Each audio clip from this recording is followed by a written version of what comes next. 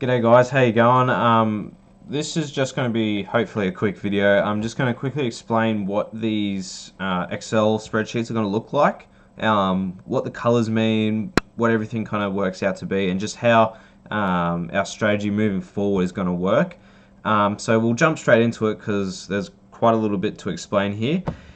So first thing I want to explain is as you would have known for a few years doing dark side, light side, GO2B, as a player, you're able to, in platoons, you're able to deploy a max of 10 units per zone or planet. In this case, planet when we're doing Rise of the Empire. But in Dark Side Geo, like we're doing at the moment, you're able to assign or deploy in combat missions in platoons 10 units. So like I did today, I think I deployed 9 in center and then like 3 or something in south, so that's like 13. So in theory you're able to deploy 30 characters. So in fleets you're able to do 10 center, 10, and then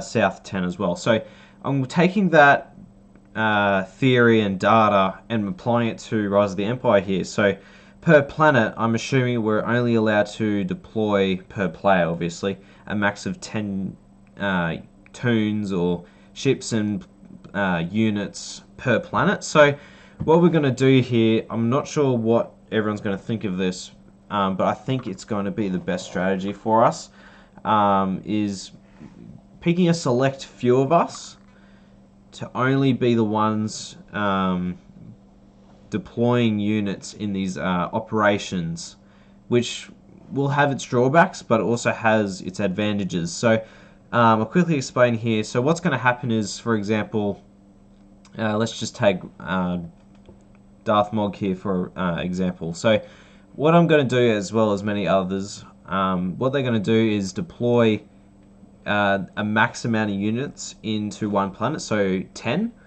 And then what they're going to do is, like for argument's sake here, they're going to be, Darth Mog's going to do 10 units in Mustafar.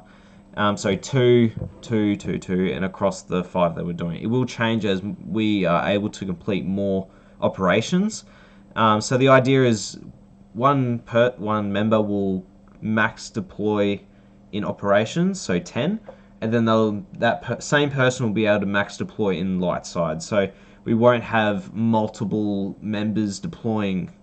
So we have one player losing out, while the people who are deploying in operations will be losing out because they won't have as many relic units to use in combat missions.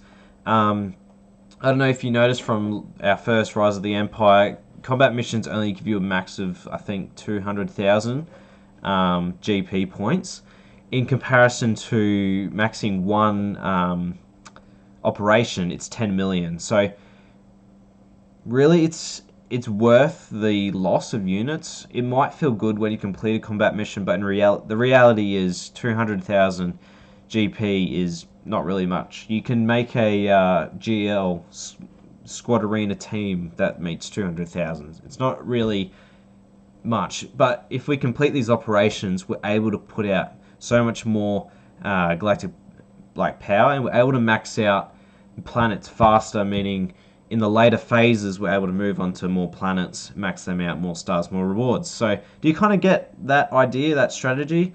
I will go deeper into this Excel document now. So the people who will be most likely, and I will do this, I will pump out more photos of the planets. I just haven't gotten up to them yet, haven't finished them off. On the people who will most likely just be deploying in operations, and they can use whatever's left in their roster to attempt the combat missions, but operations is the more important thing to focus on. So for Mustafar and probably the rest of the planets, it will be Lord Bane, myself, Fader, Rutland, Darth Mog, Spook 58, Zuio, Ipoog. Those are probably the ones who will be taking care of most of them. It will vary depending what characters they everyone has. So I'll just go through what this spreadsheet means. So this column here is Operation 1. So for example, like in platoons in Darkside, you have platoon 1, 2, and 3, 4, 5, and 6.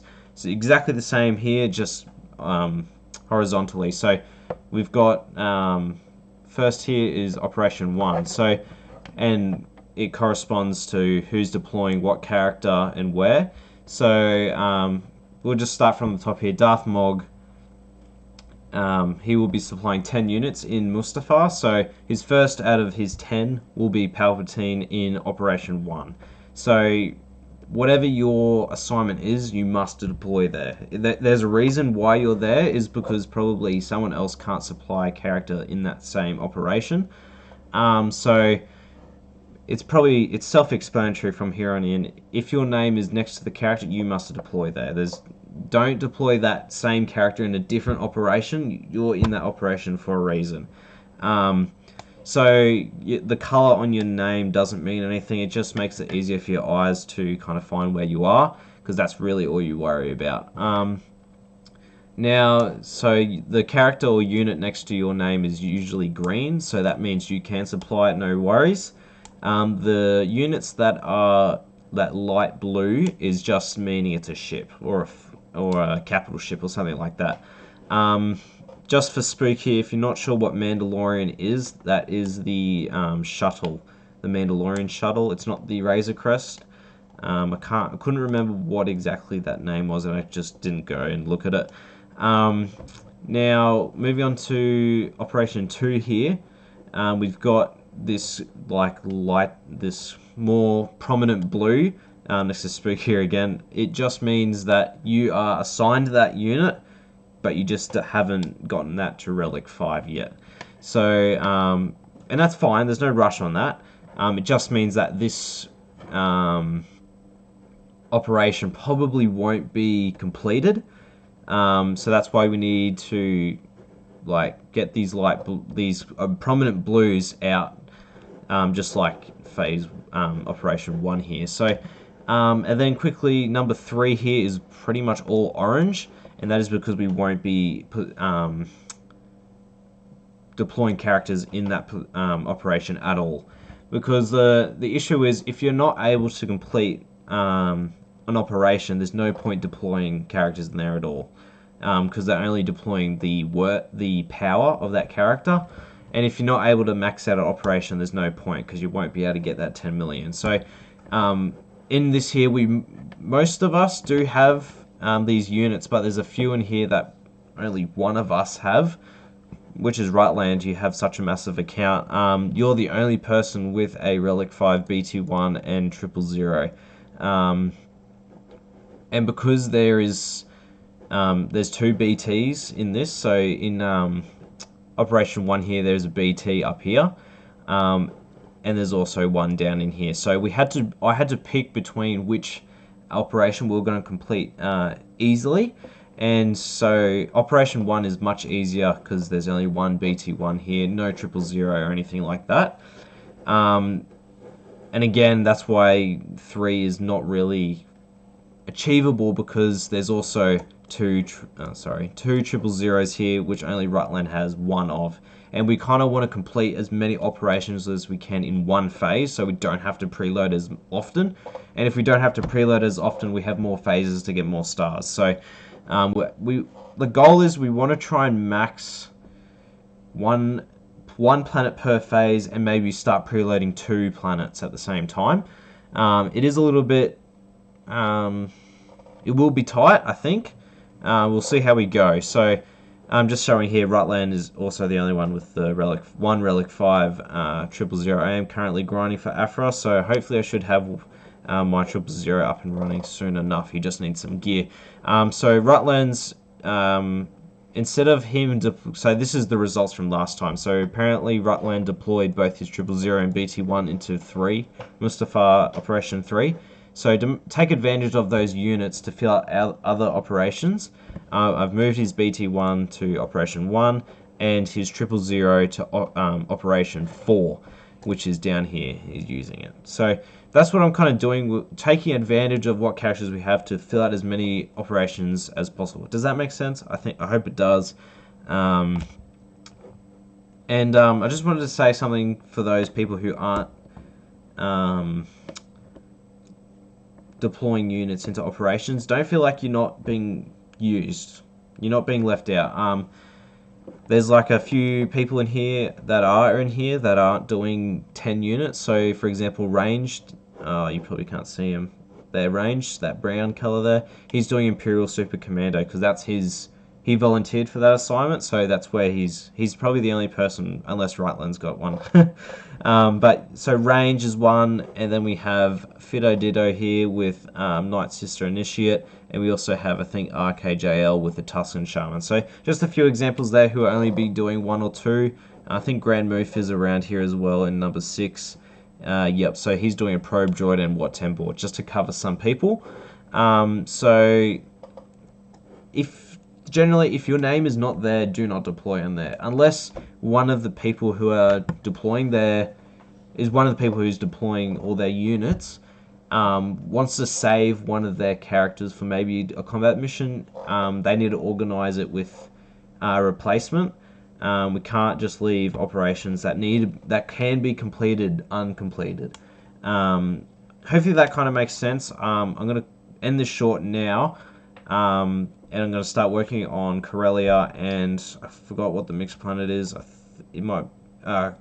Corellia is the mixed, and Coruscant I think is the light side. So I'm going to get to that right now, and yeah, we'll see how we go. So hopefully that kind of makes sense to you guys. It'll be the same structure for the other 2 planets. So just basically remember, green is that you do have the unit and you will be deploying it. So Darth Mog, Rutland, Zuio, myself, Fader, Spook, etc., will be the ones deploying, because our name is next to that unit and it's green. So we will deploy those. You must deploy those. If you have a problem, come to me and talk about it. Or Jedi Superman.